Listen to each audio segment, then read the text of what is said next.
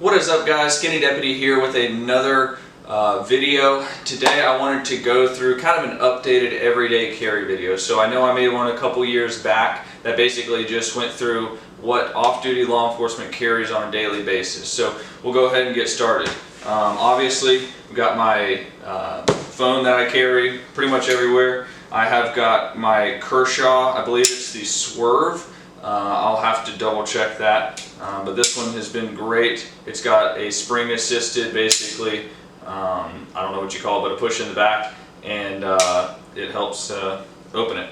So I carry that one every day. Obviously, I've got my truck keys with a handcuff key on it, and got my wallet that has my credentials in it and all that good stuff. Right now I am carrying the Glock 19. I just picked it up a couple months ago. It is the Gen 5. I carry it inside the Tier 1 Concealed Access Slim.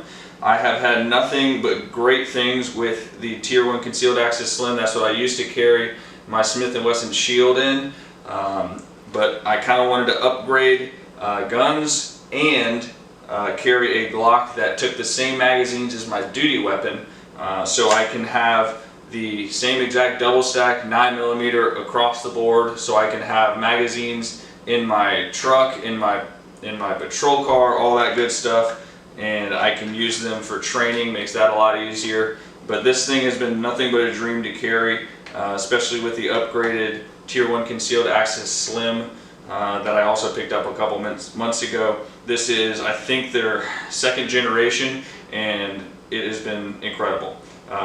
Also, the Gen 5 Glock is great. I'm a lefty, obviously, and having the dual basically mag release and the dual slide release makes everything so much easier.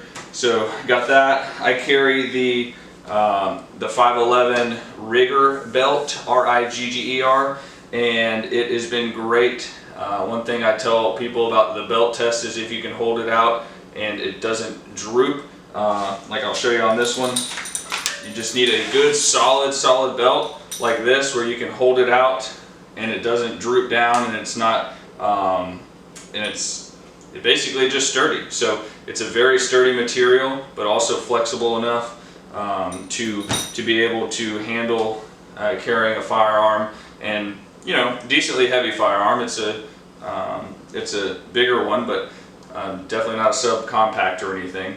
And that's pretty much it. I've got my Garmin Instinct watch that I wear all the time. I can't say anything but great things about this thing.